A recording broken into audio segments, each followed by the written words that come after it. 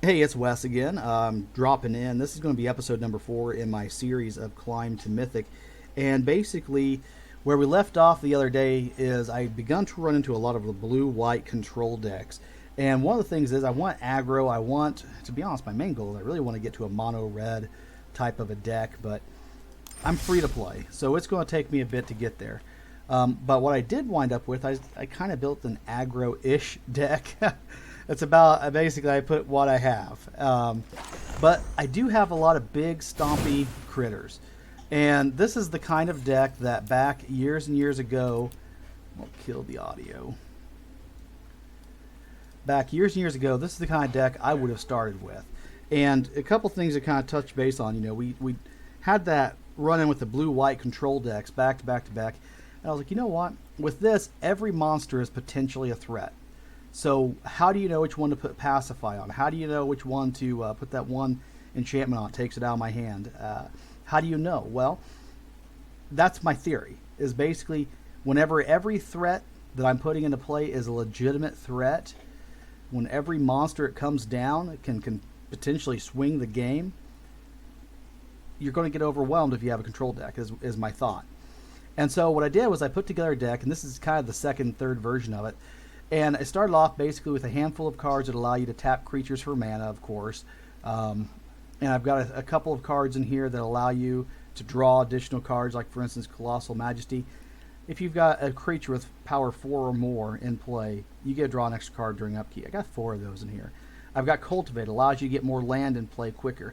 Now the cool thing about Cultivate is people don't always realize, if you're taking land out of your deck and putting them into play, that's fewer lands you're going to draw, which means you're going to get closer to the cards that you need quicker.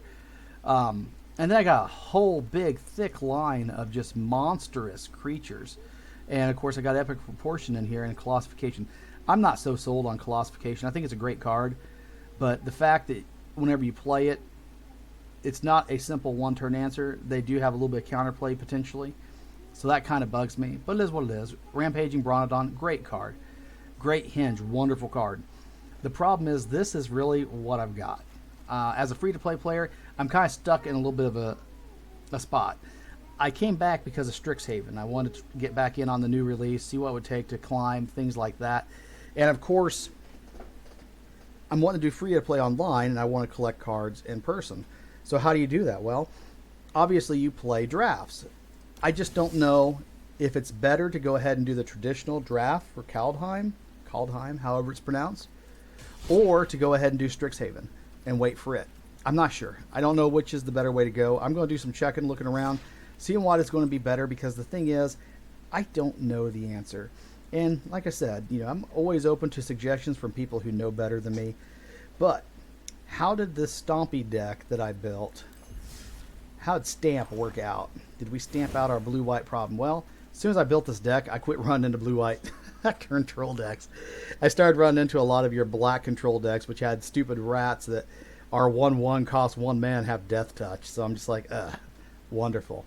But I got through that, and I've been steadily climbing, and I've kind of broken out of my my kind of downward trend. And I'm definitely on the upswing. I think I'm at like Silver 1 or something like that, which really isn't anything to brag about. But considering I don't play 24/7, for the amount that I'm playing, I'm happy with where I'm at. So eventually, yeah, I want to keep working on this deck. I know it's not the best deck, and there's probably cards that I actually do have that I'm just not familiar with enough to know that it's better options here yet. Because, like for instance, I know this Feral Roar gets +4/+4, costs 2 mana, and there's another one in here that's 2 mana and only gives a +3/+3 until end of turn. So looking for better options is always kind of a key. And that being said, where do I see this going? Well, I'm not sure the answer on whether to draft Strixhaven or the other one. I just need better options of where I'm at. I just don't know. I might go ahead and do a little bit of both. But at the end of the day, here's the thing. I got to get better options. The best way to play and get better options is to do the drafts. So I may just do one of Kaldheim and maybe then start saving up to do the rest in the other. Now, another thing also to point out, though, is that this deck, as it sits, is not terrible. I originally wanted to go toward a mono red aggro deck, but this deck is not bad. So I may well keep this deck and keep trying to build it. So all that being said, I appreciate you tuning in. I know it's kind of a weird little journey I'm on, but this is just as much a video blog for myself, but also I'm putting this out there for anyone who really says, you know what, where can I really get playing free to play? My next couple videos, I'm almost caught up. Like I said the other day, these videos are kind of catching people up with where I've been for the last week, 2 weeks in the game. But going forward, I'm starting to get to where I'm going to be more or less caught up with where I'm at. And I think that once I'm totally caught up, probably maybe I'll just record some of the tournaments and such that I'm playing. That way people can see it. That way if you've never played Arena, you're like, hey, I know how this works now. So anyways, I appreciate you tuning in. You have a great day.